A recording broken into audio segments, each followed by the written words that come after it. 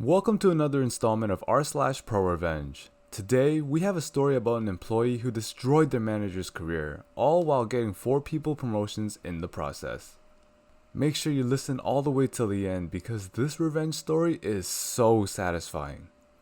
As always, if you like these stories, please hit that like button and consider subscribing as this all really helps my channel grow and pushes me to create more videos. Our story of the day was posted by You My Buddy. Got my branch manager fired and got 4 guys promotions. I worked as a security guard for a standard security company, but we were contracted with a petrochemical company to do security at their world HQ. The company is a Fortune 500 company making billions a year.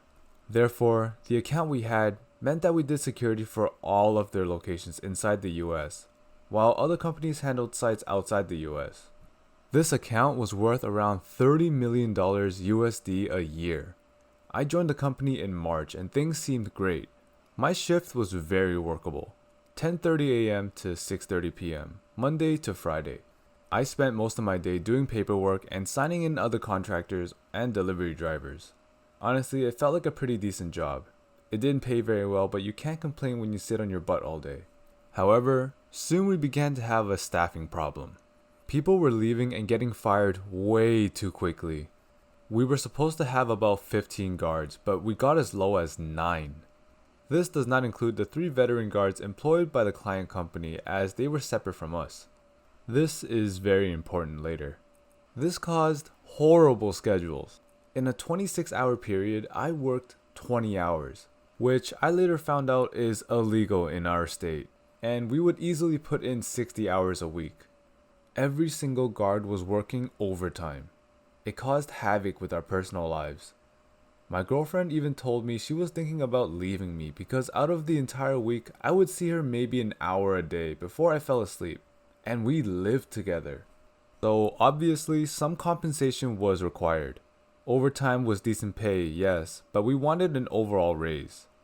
We got paid way too little to be working 70-hour weeks, 12 to 16-hour shifts, etc.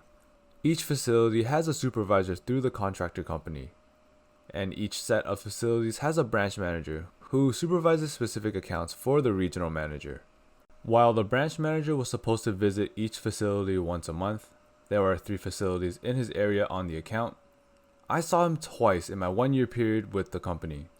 Apparently, the client company had a lot of pull in the state, so the security company was basically their lapdog and they tried to keep their distance as much as legally allowed. The issues started when one of the guards, we'll call him Roy, started talking about how his friend worked at the sister site and all his fellow guards all got raises because they were short-staffed, and the company wanted to thank them for pulling extra hours. This got a lot of the guards furious. We were much worse off with our staff and we worked at the World HQ, and none of us had even been suggested raises. This led to the guards being particularly unmotivated and led to people refusing to pick up shifts. So one of the senior guards decided to call the BM, branch manager, and complain, asking why the sister site would get raises and why we would not. Apparently, it was more of a rant than an actual conversation. But at the end of it, the BM promised he would look at getting our raises, and that he would speak with the regional manager to get the raises going. When word of this reached the facility, it was one of the only things everyone could talk about. We would talk about how excited everyone was to get raises, and the BM also promised that we would be getting new guards to help out, so no more 60-hour work weeks. Everything was happy in our world, for about 48 hours. When I got to work early morning on Thursday, I see an email addressed to all the security guards, and our BM is CC'd on it. He never gets copied in emails. The email said this: "Hello. As you all are aware of, all of the rumors that have been brought to my attention have been addressed. I would like to take this time and remind everyone not to engage in this activity again. Moving forward, bring all concerns to the attention of your immediate supervisor so they may be addressed. Spreading rumors and causing panic will be looked at as creating an uncomfortable/hostile work environment. Disciplinary action will be taken. Please let me know if you have any questions or concerns about the matter. Also, make sure that your attention while on the site is our purpose. We should all be focused on the objective of providing the client with outstanding service." We were pissed. Basically, we were being told that we weren't getting raises, and the BM claimed that the sister site getting raises was nothing but a rumor. Roy was berated for supposedly causing a panic, and since Senior Guard was the one who went over the supervisor and straight to the BM, he was being told his job was potentially on the line. Everyone was absolutely appalled, and one of the older guards quit on the spot. The company had basically flat out lied and made promises they had no intention of keeping, and we legally couldn't prove anything. And thus the revenge starts. We had the phone numbers to the sister's site in the directory but didn't know who the supervisor was over there. I asked Roy who his friend that had worked there was and if we could get in contact with him. Unfortunately, he had quit and joined the Air Force just days prior. At this point, I felt stuck, but I didn't want anyone to be screwed over by a company just because we were the little people. So I stuck my neck out, and using the phone in my office, I called the client of the sister site. The operator picks up, and I explained that I'm a guard at the HQ and needed to speak with the supervisor of the site. The operator gladly puts me through. Frank answers the phone, and I explain who I am and why I'm calling. I don't BS with him and just flat out ask the big question. Did their site get raises? They did, and then some. Turns out not only did all their guards get raises, including himself, but they also received bonus checks for their hard work. I could barely speak. I couldn't tell if I was furious at how we had been treated, or how thankful I was that Roy and Senior Guard weren't lying. I asked Frank very calmly, "Can I get that in writing?"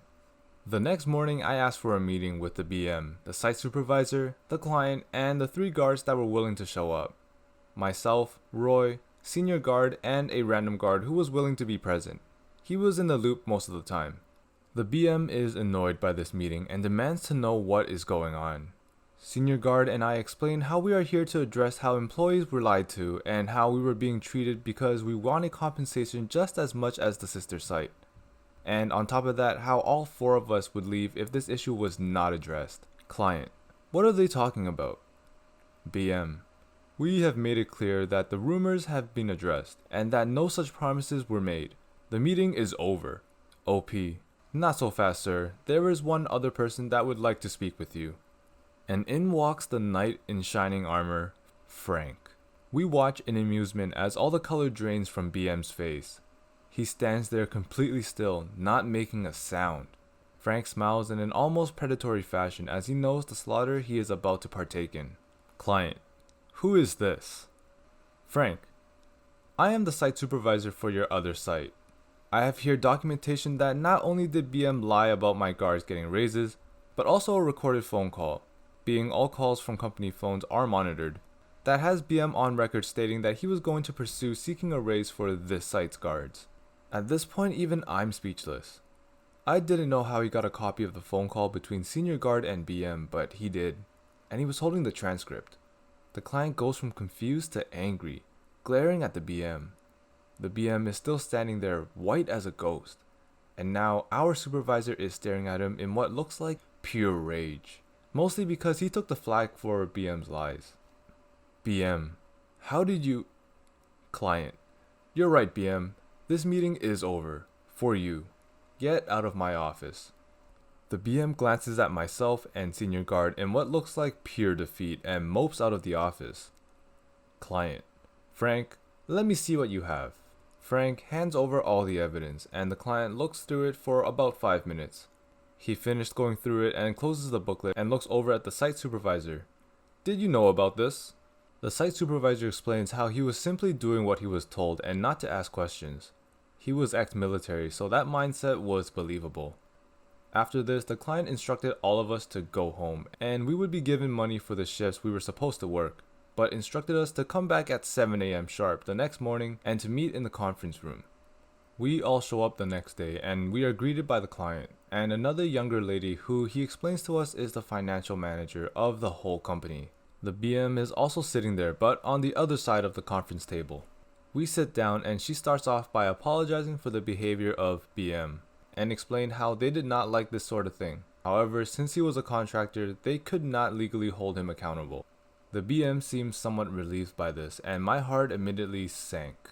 She said we could file reports against him and they would confirm them, but they could not partake in any form beyond that. Then the financial manager gives us the big but. She says her offer is that we can work for the client personally, as in-house security and not contractors. They said they would hire all four of us on the spot and we could start working tomorrow. This included full benefits, a huge increase in pay, over $20 an hour, and 6 weeks of vacation time a year. However, the offer only stood while we were in that room. The BM is fuming as he just lost 4 guards. Of course, we all accept. She makes it clear, however, that we aren't hired until the meeting is over. Then the financial manager's attention turns to the BM. She explains that since 4 guards had just quit, that he was now in severe violation of the contract due to lack of staff, and that they were using the break clause to terminate the account effective immediately. The BM tried to argue, saying that stealing contractors with the intent of using a break clause in a contract is illegal, which it is. Her response is something like this: "You are correct, which is why these men are not currently employed by us. They left on their own accord and are unemployed. Since this is a severe violation of the contract, we will be dealing with this here and now." The BM is speechless at the perfectly deceptive and well-played loophole that the client company had just exploited, and was also told if they did decide to pursue a lawsuit, they would be allowed to legally bring the evidence of the contract company's deception and blatant lies to its employees. The client and the financial manager spend the next 4 hours taking phone calls, and we can't leave the room. After they hang up the phone for the last time, the client turns to the BM and explains calmly but firm, "Please step outside with me for a minute." He also gestures for myself and senior guard to stand up and follow him. We walk outside and the client smiles. "OP, senior guard, would you please, as my security officers, escort BM off-site? His company is no longer associated with us." We gladly escort him to his car. 3 years after this happened, and all 4 of us still work there. We heard from another guard that the BM was fired basically as soon as he got back to his company's HQ, and Frank was offered the BM position. He apparently responded by handing them his resignation letter. He went to move on to another security company overseas. As last I knew, he had been in France for almost a year. Our site supervisor was moved to another facility but still works for the company last I checked. We love working for the client, and all 4 of us became good friends. We all work similar shifts, so every Friday after work we all go to the bar and have a good time. We also became fairly close to the client, so he invites us over to his house for special occasions. And yes, the security director for the petrochemical company has it big. Thanks to my job, however, I was able to save my relationship, take great vacations, buy a new, at the time, Chevy Silverado, and buy an actual house. So to sum things up, don't mess with the security guard. This story is beautiful. Good job to OP for standing up for himself and his fellow coworkers. I just wish I could see the BM's face when Frank walked in the door, and also when the financial manager told him he was in violation of the contract. That woman was very sneaky. That concludes this episode of r/Prorevenge. Let me know in the comments below what you thought about this story. If you enjoyed, please like and subscribe, as this really helps my channel grow and pushes me to create more videos. I'll be posting videos every Sunday, Tuesday, and Thursday, so make sure you turn on notifications to be notified for my next video. Thanks for watching, and I will see you next time.